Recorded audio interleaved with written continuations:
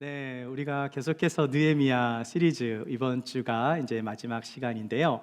느헤미야 3장 지난주 말씀을 통해서 우리는 성경에 기록된 75명의 많은 사람들이 함께 협력하고 또 함께 연합하여 어떻게 무너진 성벽을 중수했는지에 대한 말씀을 나누었어요. 여러분, 참으로 어메이징한 스토리가 현실이 된 것입니다.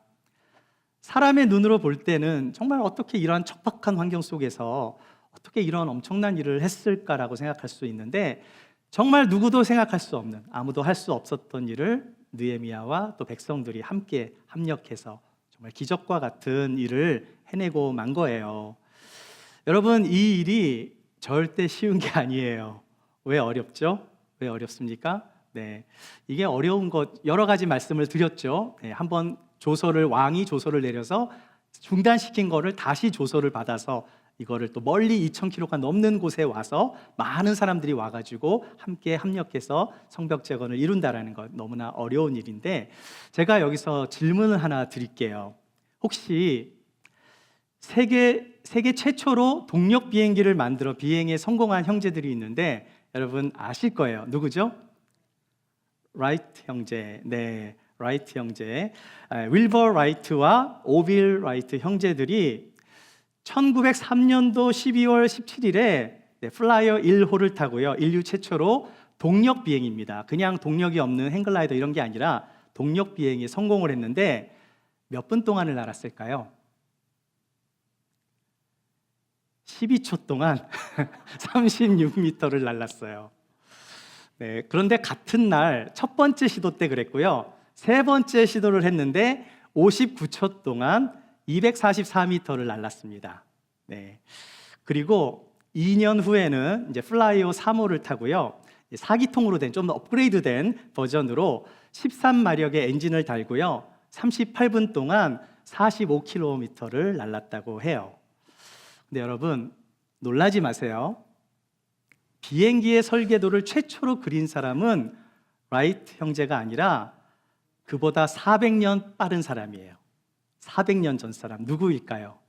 네, 맞아요. 레오나르도 다빈치. 레오나르도 다빈치가 우리가 볼 때는 모나리자, 또 최후의 만찬 이런 화가로 알려져 있지만, 사실은 굉장히 유명한 천문학자이기도 하고 또 철학자이고 해부학자이고요, 물리학자이기도 한 과학자예요. 타이틀이 25개가 있어요. 엄청난 사람인데, 레오나르도가 하늘을 나는 꿈을 갖고 세계 최초로 비행기 설계를 했는데 그 꿈이 언제 이루어졌는가? 400년 후에 이루어진 거예요. 그런데 라이트 형제로 인해서 동력 비행기가 만들어지자마자 누가 만들었느냐가 중요합니다. 그 다음에 10년 만에 대서양과 태평양을 횡단하는 장거리 비행기가 만들어졌고요, 그로부터 50년 후에는 대기권 밖으로 쏘아 올린 우주선이 만들어진 거예요. 여러분, 꿈은 누구나 꿀 수 있는 거지만 그 꿈을 실제로 이루는 거는 아무나 하지 못하는 거예요. 누군가가 물꼬를 터야 하는 것입니다. 여러분, 시작은 반이다라는 말씀 아시죠? 이 말은 무슨 말이에요? 어떤 일이든 첫 스타트를 하는 게 그만큼 어렵다라는 것을 의미해요. 하지만 누군가가 그 일을 시작했을 때 성공의 반을 이룬다라는 말씀입니다. 여러분, 비전은 누구로부터 오는 거죠? 하나님께로부터 오는 거죠. 내가 가진 건 뭐예요? 야망이라고 말씀했죠. 그렇다면 하나님이 주신 비전은 하나님이 인도해 주시는 거잖아요. 하나님께로부터 왔으니까. 그래서 중요한 게 있습니다. 하나님한테는요, 어떻게라는 게 그렇게 크게 중요한 건 아니에요. 중요한 게 뭡니까? 어떻게가 아니라 누가 할 것인가가 중요한 거예요. 하나님이 시작하신 일은 하나님이 이루어 가시기 때문에 어떻게가 중요한 것이 아니라 누가 할 것인가가 중요한 것입니다. 한번 성경 말씀을 한번 생각해 보세요. 하나님께로부터 비전을 받은 굉장히 많은 사람들이 있었잖아요. 하나님이 어떤 사람한테 소명을 줍니다. 그런데 그 소명을 준 사람한테 이 모든 것을 다 책임져라, 어떻게 너가 방법을 다 동원해서 책임을 지라고 하나님 말씀하신 적이 제가 기억이 안 나요. 여러분, 한번 모세를 한번 생각해 보세요. 모세가 이집트에 있는 백성들을 이끌어냈잖아요. 노예였던 백성들을 탈애굽시킵니다. 그런데 그 구출하는 방법은요, 누가 하셨어요? 모세가 한 게 아니라 하나님께서 방법을 가르쳐 주시고 순종해서 그걸 이뤄낸 거예요. 뭐 홍해를 건너는 방법이나 모세가 띵 쳐가지고 했지만 모세의 지팡이 때문이 아니죠. 하나님이 그렇게 하라고 해서 순종했더니 홍해가 갈라진 거 아니겠어요? 그러니까 이 방법은 모세가 찾은 것이 아니라 하나님이 인도하시고 또 필요한 것을 때때로 공급해 주시고 광야에서 또 어떻게 살아야 될지 먹여주시고 입혀주시고 그렇게 다 방법을 알려주셨어요. 여러분, 요셉이 애굽의 총리가 되었잖아요. 요셉이 자기가 총리가 되게 해달라고 기도한 적이 있습니까? 없습니까? 네, 한 번도 없어요. 하나님이 그를 총리로 인도해 주셨고요. 또 하나님이 주신 꿈대로 그 꿈의 지혜대로 요셉이 통치를 했더니 하나님의 놀라운 축복이 임했던 거예요. 예수님께서 우리가 지난번에 오병이어 말씀을 나눴잖아요. 예수님께서 제자들에게 5천 명의 사람들한테 이제 5천 명이 더 넘죠. 남자만 5천 명이었으니까 5천 명을 먹이라고 했을 때 제자들한테 이들을 어떻게 먹여야 될지 방법을 알아오라고 말씀하신 적이 없어요. 어떻게라는 방법은 주님이 찾아주시는 것입니다. 자, 그래서 하나님의 비전은요, 어떻게 이루어지는 거예요? 하나님의 뜻에 순종하는 사람들을 통해서 이루어지는 거예요. 중요한 것은 그 순종할 사람이 누구냐, 이게 중요한 것입니다. 저는 그 한 사람이 여러분이 되시기를 축복합니다. 우리가 살아갈 때 하나님을 믿는다면 하나님의 뜻을 따라 살아갈 때 하나님의 비전을 이룰 수 있는 거예요. 그런데 문제가 한 가지 있어요. 비전을 가지고 순종했다 할지라도 모든 것이 다 순조롭게 이루어지는 것은 아니다라는 사실이에요. 많은 사람들이 비전을 갖긴 했어요. 그런데 비전을 다 이루는 것은 아닙니다. 많은 문제가 있을 수 있어요. 장애물도 있습니다. 하나님이 하시는 것이면, 하나님이 주신 비전이라면 아니 다 그냥 잘 이루어져야 되는 거 아닙니까? 어려움 없이 다 이루어져야 되는 거 아닙니까? 그런데 이상하게도 하나님의 일을 하려고 하는데요, 영적인 방해가 있는 거예요. 역경이 있다라는 사실이에요. 여러분, 사람들은 누구나 다 잘 살고 싶은 마음이 있잖아요. 가능하면 평탄함 속에서 성공과 성취를 얻기를 원해요. 그런데 우리의 인생이 하나님의 축복 속에서 아무 탈 없이 평탄하게 진행된다면 얼마나 좋겠습니까? 그런데 성취나 성공의 뒤안길에는 역경이라는, 우리가 별로 원치 않는 복병이 있다라는 거예요. 자, 그렇다면 역경을 이기는 신앙이 무엇인지 함께 말씀을 나누도록 하겠습니다. 첫 번째로 역경을 이기는 신앙은요, 하나님의 사람에게도 역경은 찾아옵니다. 여러분, 혹시 역경을 좋아하시는 분 계세요? 나는 역경을 너무나 즐기는 사람이에요. 아마 한 분도 없으실 겁니다. 사람들은 고난, 역경, 어려움 이런 거 별로 원하지 않아요. 가능하면 고난과 역경을 피해가고 싶어 해요. 자, 그런데 우리의 인생이 우리의 뜻대로 잘 안 될 때가 많잖아요. 여러분 중에 힘들게 살기를 즐기거나 좋아하는 분은 아무도 없으실 거예요. 어쩌면 오늘도 우리가 예배를 드리면서 우리에게 힘든 일이 오지 않았으면 좋겠다라고 그런 마음으로, 그런 바람으로 오늘도 예배를 드리며 또 하나님의 위로를 구하기 위해 이 자리에 왔는지도 모르겠어요. 여러분, 역경이란 무슨 뜻입니까? 역경이란 일이 순조롭지 않아서 매우 어렵게 된 처지나 환경, 그러니까 굉장히 그냥 고생하는 거, 어려운 거, 불행한 것, 영어로는 adversity, 내가 싫어하는 것, 별로 원치 않는 것, 가능하면 피하고 싶은 것. 사람들은 역경을 그렇게 좋아하지 않습니다. 자, 그런데 여러분, 하나님은 선하신 분이잖아요. 선하신 하나님께서 우리의 삶을 인도해 주시는데 왜 사랑하는 자녀들에게 역경을 주실까요? 하나님의 뜻을 살아가는 자녀들에게도 역경이 있습니까? 찾아와요. 그런데 성경을 보면 하나님의 사랑과 인도하심 속에서도 분명히 역경은 존재한다고 말씀하고 있는데요. 우리가 잘 아는 말씀 중에 하나예요. 전도서 3장 말씀 읽어보겠습니다. 시작. 하나님이 인생들에게 노고를 주사 애쓰게 하신 것을 내가 보았노라. 인생들에게 노고를 주셨대요. 노고가 뭡니까? 벌든을 주셨다라는 거예요. 애쓰게 했다라는 겁니다. 왜 노고를 주셨을까?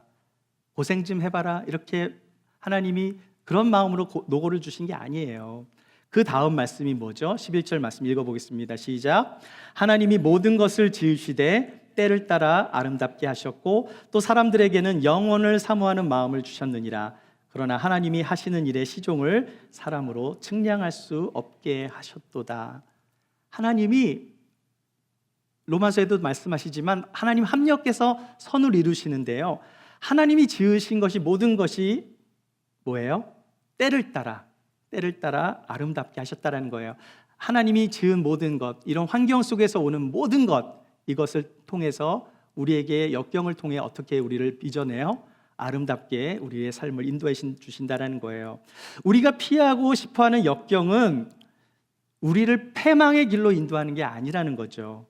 어쩌면 그 길은 너무나 힘들고 어렵고 피하고 싶지만 역경을 통해서 우리의 삶을 하나님은 더욱 풍성하고 아름답게 만들어 가시기 위해서 하나님 우리들에게 신앙의 성장을 위해서 때로는 하나님 우리는 알지 못해요.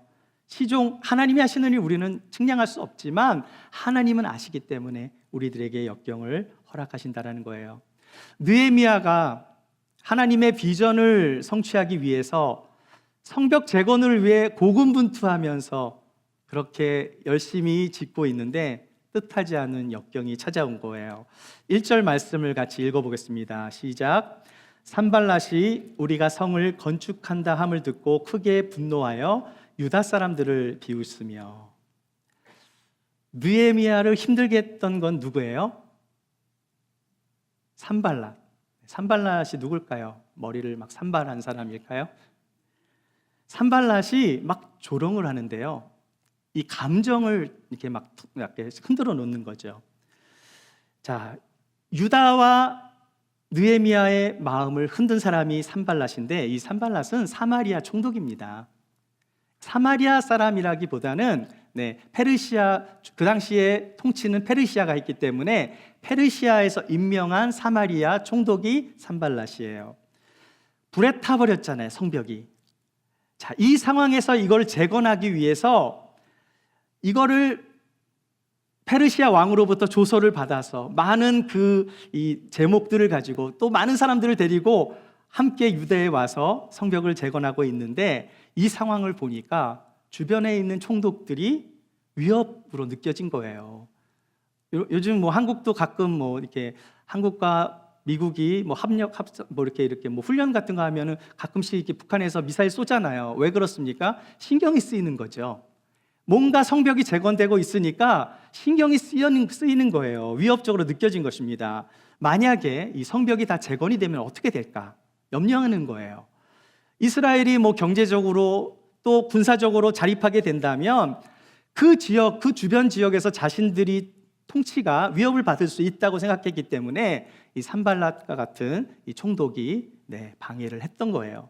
자, 그런데 방해를 할 때 어떤 방해를 한 거죠? 심리전을 사용한 것입니다. 그들을 조롱하고 막 행동하는 것을 비웃어요. 그래서 2절과 3절 말씀 읽어볼게요. 시작. 자기 형제들과 사마리아 군대 앞에서 일러 말하되 이 미약한 유다 사람들이 하는 일이 무엇인가? 스스로 견고하게 하려는가? 제사를 드리려는가? 하루의 일을 마치려는가? 불탄 돌을 흙 무더기에서 다시 일으키려는가 하고, 암몬 사람 도비아는 곁에 있다가 이르되 그들이 건축하는 돌 성벽은 여우가 올라가도 곧 무너지리라 하더라. 여러분, 어떤 장애물을 만나면 힘들어요? 힘들지 않아요? 힘들죠. 그런데 이 일이 그냥 내 일이 아니라 하나님이 맡기신 일이에요. 하나님의 일을 하다가 어려움을 당하면 더 힘들 수 있는 거예요. 왜냐하면 하나님이 원하셔서 순종하고 갔는데 어려움을 만났으니까. 하나님의 비전을 따라서 지금 느헤미야가 안락한 삶을 다 버리고 희생해서 여기까지 왔는데 막 일이 꼬이는 거예요. 방해자들이 어떻게 이 사람들한테 조롱합니까? 미약한 사람들이라고 조롱을 했는데, 여러분, 이 미약한 유다 사람들아, 너희들이 하는 게 무엇이냐? 근데 사실 유다 사람들이 지금 미약한 거 사실입니다. 지금 성벽 재건을 위해서 유다 백성들이 모여서 튼튼한 공동체를 아직은 이루지 못했어요. 오합지졸이에요, 그들은. 그러니까 미약한 것이 사실이에요. 그러니까 대적자들이 그걸 공격한 거예요. 상대방의 약점을 공격한 것입니다. 그리고 여기 쭉 나오는 이야기들이 있죠. 여기 쭉 나오는 이야기들은요, 뭐 제사를 지내려는가, 뭐 견고하게 하려는가, 하루의 일을 다 마치려는가, 불에 탄 돌을 막 흙 무더기에서 진짜 그렇게 해서 성벽을 쌓고 있었거든요. 그러니까 틀린 말을 한 게 아니에요. 네, 행악자들이 있는 그대로를 얘기했는데 비꼬하면서 하는 거죠. 자, 그런데 여러분 한번 생각해 보세요. 누군가가 여러분의 약점을 막 들춰내요. 이게 사실이라 할지라도 그 이야기를 들으면 어떤 마음이 듭니까? 기분이 나빠지겠죠. 그 약점을 그냥 막 조롱하면서 막 기분이 상하게 만드는 거예요. 그러면 어떻게 돼요? 때려치고 싶은 마음이 들 거예요. 특히 암몬 사람 도비아는 그들이 건축하는 돌 성벽은 뭐라고요? 여우가 올라가도 무너지리라. 자, 여러분 같으면 이런 이야기를 들을 때 어떻게 반응하십니까? 저걸 가만 냅둬야 돼? 한 대 팍 때려주고 싶은 마음 생길 거 아니에요, 그렇죠? 네, 보통 마음이 상하게 되면 언어가 뭐 나쁜 말이 나올 수도 있고요.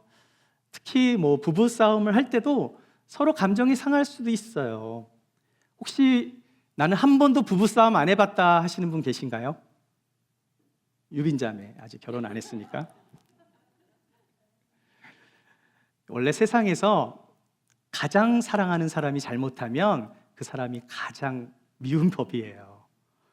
자, 그런데 건강한 부부는 싸우더라도 해서는 안 되는 말이 있습니다. 그것은 상대방의 약점을 건드리는 거예요. 그렇게 조롱하면 안 되는 거예요. 이것은 부부뿐만이 아니라 우리 가족 누구에게나, 또 우리가 만나는 누구에게나 다 해당이 되는 거예요.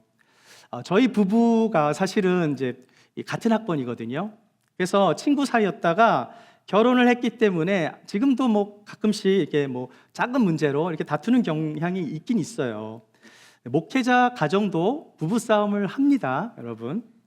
하지만 뭐 너 죽고 나 죽자 뭐 이러진 않아요. 제가 어떤 일로 인해서 이제 제가 뭐 잘못했는지 그건 잘 모르겠는데 제 아내가 저한테 먼저 미안하다는 말을 하라는 거예요. 근데 제가 보통 때 같으면 했을 텐데 하고 싶지 않았거든요. 근데 미안해라고 하라고 그러니까 미안까지 하다가 미얀마로 우리 선교 가자. 그러면 이제 더 화를 만들어내는 거죠. 그냥 자꾸 미안하다는 거예요. 미안하다고 말 한마디 하라고. 그래서 제가 미야옹 그랬어요.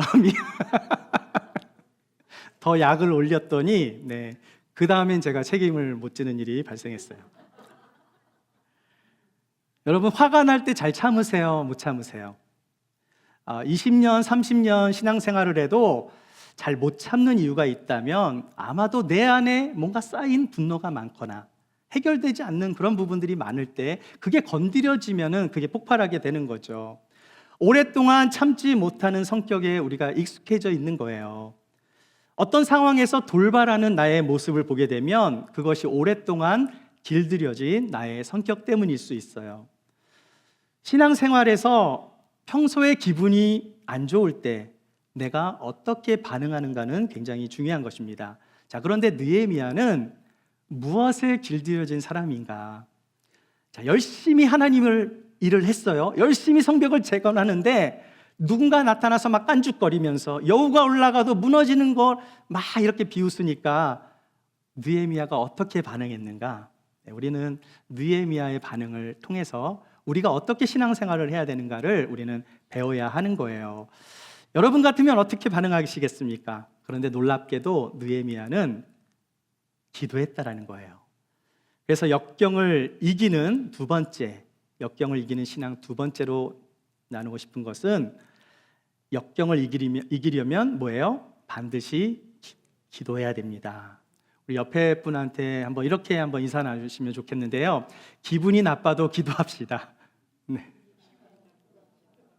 네. 항상 기도하라. 쉬지 말고 기도하라. 우리는 기도의 용사가 돼야 돼요. 그럴 때 우리는 영적 싸움에서 이길 수 있습니다. 4절과 5절 말씀 읽어보겠습니다. 시작. 우리 하나님이여 들으시옵소서. 우리가 업신여김을 당하나이다. 원하건대 그들이 욕하는 것을 자기들의 머리에 돌리사 노략거리가 되어 이방에 사로잡히게 하시고 주 앞에서 그들의 악을 덮어두지 마시며 그들의 죄를 도말하지 마옵소서. 그들이 건축자 앞에서 주를 노하시게 하였음이니이다 하고.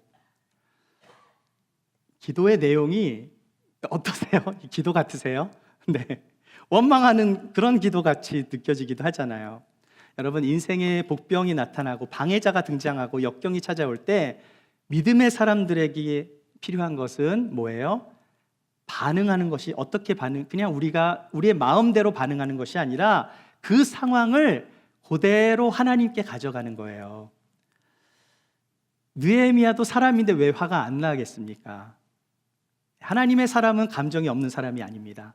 그러나 감정을요, 마구 풀어내는 것이 아니라 감정을 하나님께 가져갈 수 있는 사람이 성숙한 사람이에요.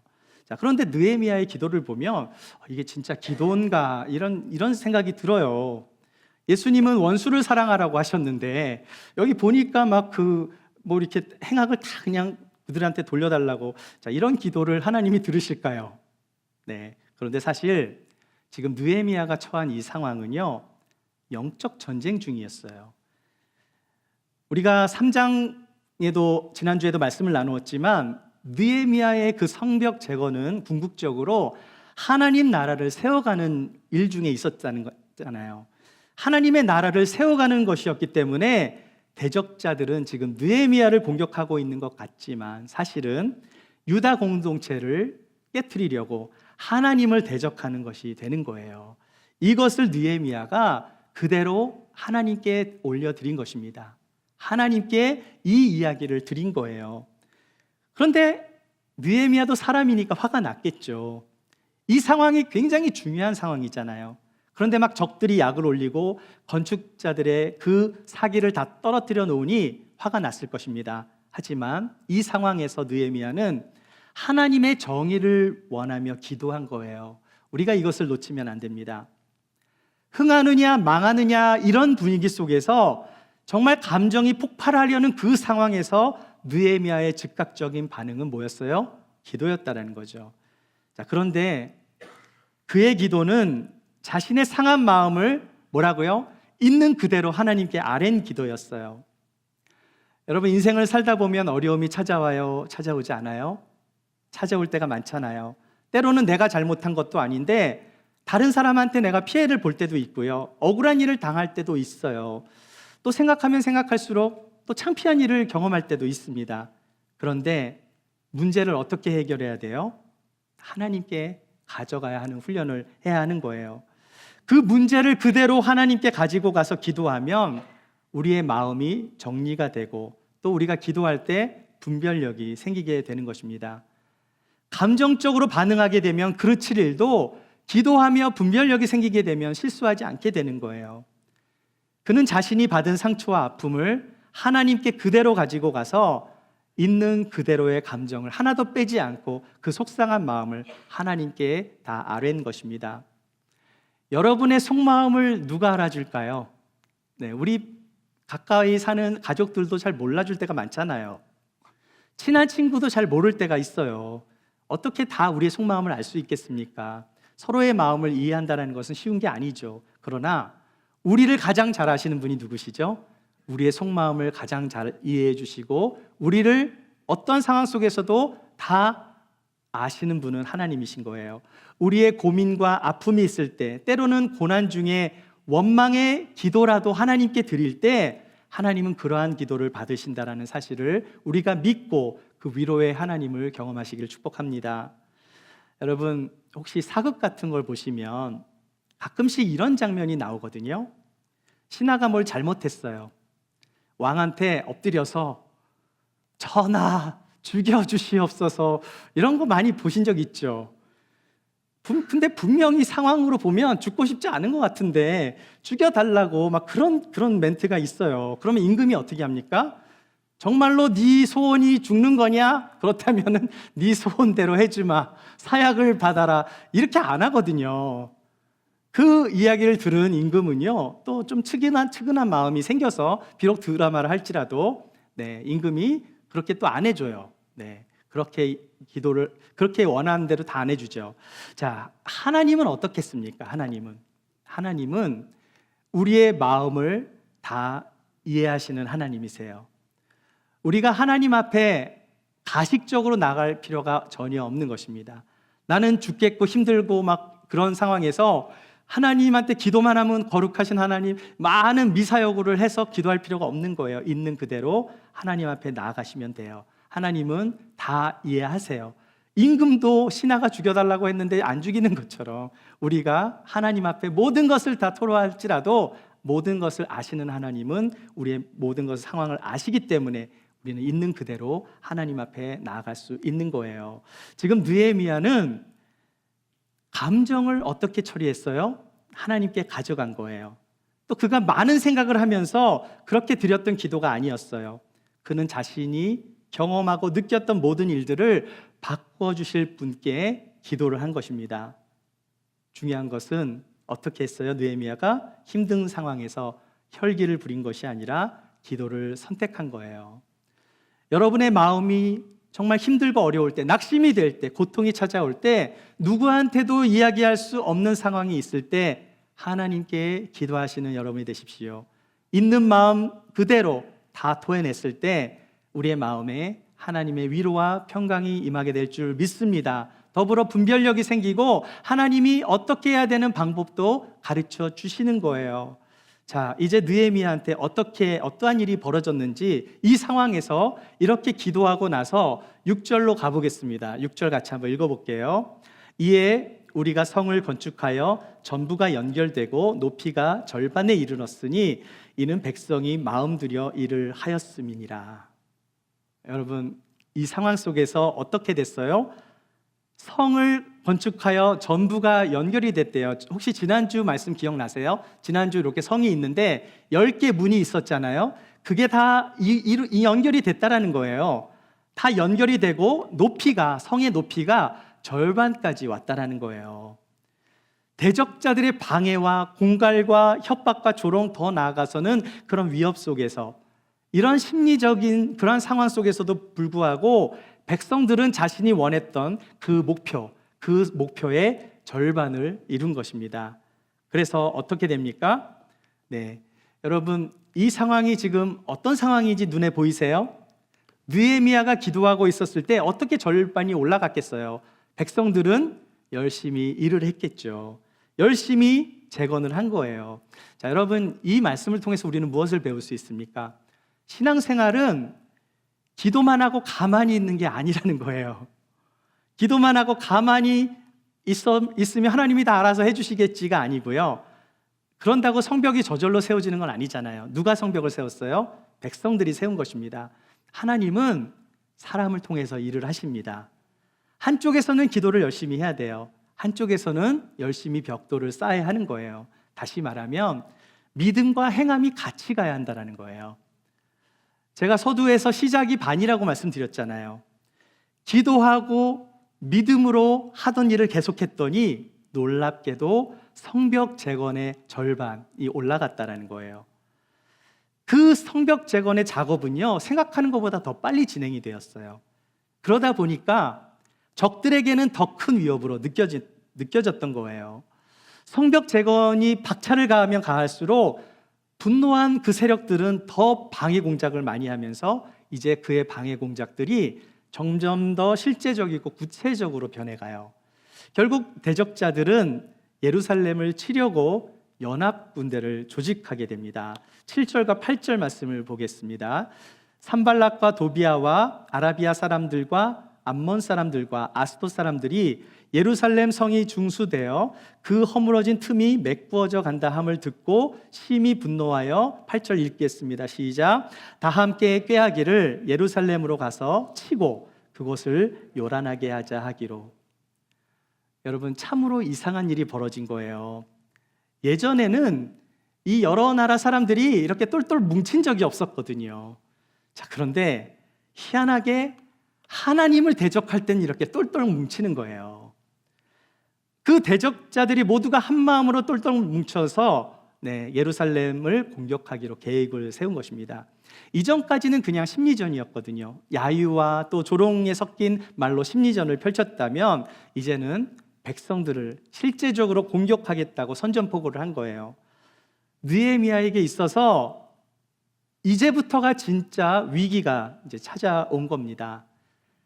그렇게 대적자들이 이스라엘 백성들을 살해하겠다고, 살육하겠다고 협박하자 이스라엘 사람들도 이제 흩어지는 마음이 생기게 된 거예요. 분열이 일어날 수 있는 것입니다. 왜 그렇습니까? 무섭잖아요. 전쟁이 곧 임박한다 그러니까 겁에 질려 무력감이 찾아올 수 있는 거예요. 그리고 사실 이스라엘 사람들은 지금 뭐 먹을 게 충분합니까? 육체적으로 정신적으로 매우 지쳐 있었어요.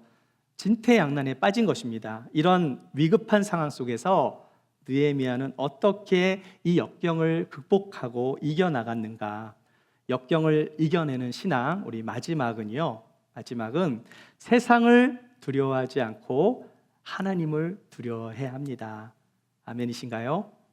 14절 같이 한번 읽어볼게요. 시작. 내가 돌아본 후에 일어나서 귀족들과 민장들과 남은 백성에게 말하기를 너희는 그들을 두려워하지 말고 지극히 크시고 두려우신 주를 기억하고 너의 형제와 자녀와 아내와 집을 위하여 싸우라 하였느니라. 느헤미야는 침투에 들어오는 적들의 위협에 대처하기 위해서 새로운 전술을 세워요. 그리고 아주 중요한 말을 합니다. 이 역경 앞에서 뭐라고 느헤미야가 했어요? 두려워하지 말라. 두려워하지 말라. 진짜 두려워할 분이 누구예요? 진짜 두려워할 분은 크신 하나님이라는 거예요. 우리는 역경에 대한 우리의 고정관념을 깨뜨리는 것이 중요합니다.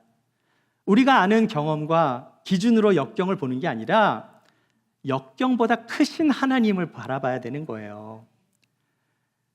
고난만 바라보면 고난이 커지지만 하나님을 바라보면 하나님이 크게 보이기 때문에 고난은 작아 보이는 거예요. 위기를 극복하는 데 있어서 우리가 가져야 할 태도는 우리의 생각, 우리의 고정관념을 버리는 것입니다. 여러분, 전쟁을 할 때 싸워봐야 아는 거잖아요. 성경은 어디를 봐도요, 숫자가 많은 사람들이 뭐 이긴다라고 말하고 있지 않아요. 우리에게 있는 고정관념이란 무엇일까요? 어려움이 오면 실제 상황보다 더 부풀리는 마음들이 우리 안에 있어요. 실제보다 더 많이 두려워하는 우리의 연약함이 있다는 거예요. 근데 왜 불안한 마음이 찾아옵니까? 역경을 실패의 징조로 보았기 때문이에요. 그러나 역경이 인생을 실패로 결정하는 것이 아니라 역경에 대한 사람의 자세가 인생을 결정하는 거예요. 사실 많은 어떤 사건들, 일들은요, 지나치게 포장되어 있을 경우가 굉장히 많아요. 역경은 우리가 생각하는 것보다 많이 포장되어 있어요. 이것이 바로 영적 전쟁에서 사단이 우리를 이렇게 노리는 계략이에요. 여러분 한번 생각해 보세요. 여러분 골리앗이라는 사람 아시죠? 거인이잖아요. 사울 왕을 비롯한 많은 이스라엘 백성들을 두렵게 만든 사람입니다. 거인 골리앗을 보는 것만으로도 많은 사람들이 기가 죽고 공포를 주기에 충분했어요. 근데 여러분 재미있는 사실은요, 여러분 그 성경 통해서 캐치하셨는지 모르지만 저는 가끔씩 성경 보다가 막 웃을 때가 있습니다. 40일 동안 골리앗이 한 게 뭐였는가? 40일 동안 골리앗이 그 큰 몸 가지고 큰 소리만 쳤어요. 아무것도 안 하고. 그렇게 큰 소리를 쳤는데 그 뭐가 무서워요? 큰 소리만 쳤는데. 그렇죠? 근데 다윗이 나타났을 때 그가 어떻게 등장했나요? 골리앗이 그 큰 몸을 가지고 완전 무장을 하고 다윗을 만나요. 이거 되게 웃기지 않습니까? 네, 소년 다윗 앞에서. 큰 소리를 내는 사람을 무서워하면 안 돼요. 여러분 혹시 강아지 중에 제일 시끄러운 강아지가 무슨 강아지일까요? 치아와. 조그만데 얘가 굉장히 사납게 짖거든요. 근데 무섭습니까? 치아와가? 왜 치아와가 그렇게 짖는가? 자기가 작으니까. 자기 방어를 위해서 그냥 본능적으로 그렇게 짖어대는 거예요. 골리앗이 어떻게 쓰러졌어요? 전쟁을 한 번도 경험해 보지 못한 소년 다윗이 돌멩이 하나 띵 맞고 쓰러졌잖아요. 여러분 그 장면을 한번 생각해 보세요. 그 40일 동안 두렵게 만들었던 그 골리앗이 죽은 다음에 죽은 골리앗을 보고도 이스라엘 백성들이 두려워했을까요? 그랬을까요? 안 했겠죠. 네. 살아서 막 큰 소리 칠 때는 무서웠는데 죽은 골리앗이 뭐가 무서워요? 그렇다면 골리앗이 준 두려움은 포장이 된 두려움이 되는 거예요. 이것이 영적 전쟁입니다. 사탄은 그것을 노리는 거예요. 우리를 무너뜨리고 자꾸만 좌절하게 만들고 두려워하게 만드는 거예요. 하지만 우리가 실체를 알고 나면 어떻게 되죠? 사탄은 물러가요. 왜냐? 우리에게는 사탄을 이기신 예수 그리스도가 계시기 때문에. 우리가 기도를 통할 때 하나님은 이러한 영적인 분별력을 주시는 거예요. 예수의 이름으로 어둠의 영들을 쫓아내면 우리의 인생의 골리앗과 같은 거대한 산도 믿음의 물맷돌 하나로 무너뜨릴 수 있는 거예요. 그래서 우리가 기도할 때 그 기도는 방패도 되고 무기도 되는 것입니다. 역경을 이기기 위한 방법은 두려워하지 않고 두려우신 주를 기억하고 끝까지 최선을 다하면 돼요. 이스라엘 백성들은 어떻게 대응했습니까? 17절 말씀을 마지막으로 읽어보겠습니다. 시작. 성을 건축하는 자와 짐을 나르는 자는 다 각각 한 손으로 일을 하며 한 손에는 병기를 잡았는데, 일을 하면서 어떻게 했대요? 한 손으로는 막 열심히 일을 하고 한 손으로는 뭘 해요? 병기를 잡았대요. 최소한의 인원으로 최대의 효과를 내기 위해서 1인 2역 3역을 한 거예요. 또 그들은요, 밤새도록 보초를 섰고요, 아침부터 저녁까지는 열심히 일을 했습니다. 무슨 일이요? 성벽을 보수하는 일을 한 거예요. 최선을 다해서 기도하는 것 되게 중요합니다. 열심을 다해서 일하는 것 되게 중요해요. 모든 것을 하나님께 맡기고 자신에게 맡겨진 사명을 충실히 감당하는 것. 그런데 어떻게 해야 돼요? 그것을 동시에 할 수 있다라는 거예요. 우리는 기도도 해야 되지만 우리는 실제적으로 영적인 싸움을 싸울 때도 있어야 하는 겁니다. 그런데 놀랍게도요, 백성들이 똘똘 뭉쳐서 한 손에는 병기를 들고 한 손에는 일을 했는데요, 성벽이 완성이 된 거예요. 단 52일 만에. 너무나 놀랍지 않습니까? 여러분, 역경은 살아계신 하나님을 새롭게 경험하는 현장이 되는 거예요. 이러한 고난이 있었기 때문에 52일 만에 성벽 재건이 이루어질 수 있었던 거예요. 아무런 방해가 없었다고 생각해 보세요. 이스라엘 백성들이 그렇게 열심히 일을 했겠습니까? 그렇게 열심히 기도했겠습니까? 역경이 있고 어려움이 있으니까 정말 죽기 아니면 살기로 그렇게 열심히 기도하며 그렇게 일을 했던 거예요. 위대한 성경의 인물들은 역경을 두려워하지 않습니다. 왜냐하면 그들은 하나님의 말씀을 통해서 역경의 실체를 보았기 때문이에요. 믿음의 눈으로 역경의 실체를 우리가 보게 될 때 역경은 우리를 성숙시켜주고 그 안에서 하나님의 일을 하게 만들고 우리의 삶을 유익하게 도와주는 역할을 하는 거예요. 하나님은 역경을 사용하십니다. 역경을 통해 우리를 훈련시키시고 우리의 삶이 때를 따라 아름답게 빚어가시는 하나님이세요. 우리를 가장 잘 아시는 하나님께서 그 일들을 허락하셨다면 그 안에는 분명히 하나님의 뜻이 있는 거예요. 우리를 지으시고 우리를 사랑하시고 우리를 가장 좋은 길로 인도하신다는 것을 우리가 정말로 신뢰한다면 우리는 어떠한 역경이 눈앞에 온다 할지라도 그것을 두려워하는 것이 아니라 역경보다 크신 하나님을 기억하며 하나님의 비전을 성취하기 위해 달려가야 하는 것입니다. 여러분의 삶 속에 어떠한 고난과 역경이 온다 할지라도 두려워하지 마십시오. 우리가 두려워할 분은 하나님 한 분입니다. 하나님을 말씀을 우리가 사모하고 나아갈 때 그분은 우리에게 두려움이라는 것은 사실 하나님을 경외하는 것을 말해요. 우리의 삶에 역경과 어려움이 있지만 고난과 역경을 축복으로 바꿔주시는 그 주님을 의지함으로 우리에게 맡겨진 일을 최선을 다하여 함께 기도하며 주님의 뜻을 위해 나아가며 어떠한 역경을 만난다 할지라도 믿음으로 이 고난의 시기를 이겨내며 하나님의 비전을 이루어 가시는 저와 여러분이 되시기를 주의 이름으로 축원합니다.